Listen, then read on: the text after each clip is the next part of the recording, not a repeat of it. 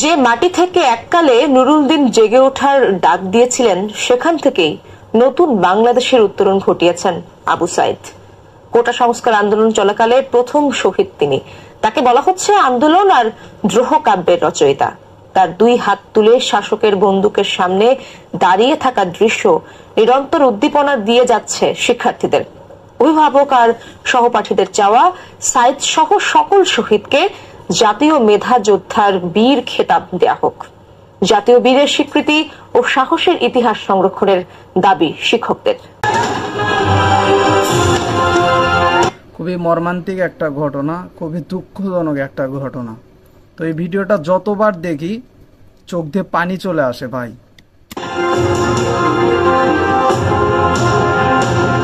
নিঃশেষে প্রাণ যে করিবে দান, ক্ষয় নাই তার ক্ষয় নাই। বিক্ষোভের মুখে সবাই যখন পিছু হটল, নির্ভীক আবু সাইদ বুলেটের কাছে বুক পেতে দিয়ে যেন বিশ্ববাসীকে জানিয়ে দিলেন কবির অমর বাণী। দেহ ঝাঁঝরা হলেও প্রাণের বিচ্ছুরণ ঘটালেন দেশ জুড়ে। গণমাধ্যমের কল্যাণে এই ছবি ছড়িয়ে পড়লে জেগে ওঠে বিশ্ববিবেক। বিপ্লবের প্রতীক হয়ে ওঠেন একজন আবু সাইদ। আবু সাইদ ভাইকে আমরা কখনোই ভুলবো না, এটা কখনো ভোলার মতো না। ঠিক আছে, উনি দেশের জন্য যা করে গেছে, আমাদের জন্য যা করে গেছে, এটা ভোলার মতো না। ওনার কথা ভাবলেই অন্যরকম একটা শান্তি আসে। মৃত্যুর এই ঘটনায় কোটা বিক্ষোভ রূপ নেয় বৈষম্য বিরোধী ও এক দফার আন্দোলনে। ঘটনা ধামাচাপা দিতে করা হয় বিতর্কিত এফআইআর এবং নাবালক আসামি। রক্তাক্ত জুলাই জন্ম দেয় ছাত্র জনতার অভ্যুত্থান। 5 আগস্ট গণ অভ্যুত্থানের মুখে পদত্যাগ করতে বাধ্য হয় সরকার। জন্ম হয় আরেক বাংলাদেশের। একের পর এক যখন গুলি চলছে আর যখন হাত সোজা করে দাঁড়িয়েছিল, তখন সে শুধু আর একটা সময়ের বীর হয়ে থাকবে না, সে ইতিহাসের একটা প্রতিবাদী চরিত্র হয়ে থাকবে। এই বৈষম্যের বিরুদ্ধে আঙ্কেলের কথায় একদম আমি একমত। অন্যায়ের বিরুদ্ধে তিনি আবু সাইদ কিন্তু আমাদের সমগ্র বাঙালিকে, বাংলাদেশকে জাগ্রত করেছে। সহযোদ্ধা, সহপাঠী আর সমন্বয়কদের মাঝে এটা হচ্ছে আবু সাইদ ভাইয়ার কবর। স্পৃহা জাগিয়েছেন সাইদ। কোটা বৈষম্যের বিরুদ্ধে নয়, সোচ্চার হতে হবে রাষ্ট্র সংস্কারে। তার প্রাণ উৎসর্গের দিনটিকে শহীদ দিবস এবং সাইদের মেধা যোদ্ধার বীর খেতাবে ভূষিত করতে চান তারা।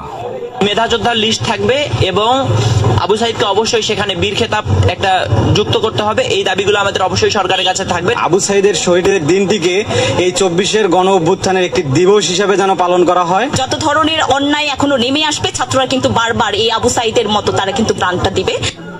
তো ভিউয়ার্স, এখানে আবু সাইদ শুধু কিন্তু মারা যায়নি, আরো অনেক ভাইজন মারা গেছে। আমরা চাই যেন সবাই এই খেতাব পায়, এটা আমরা আশা করছি। কারণ অনেকে মৃত্যুবরণ করছে, শহীদ হয়েছে অনেকে, তো তারা সবাই যেন পায়।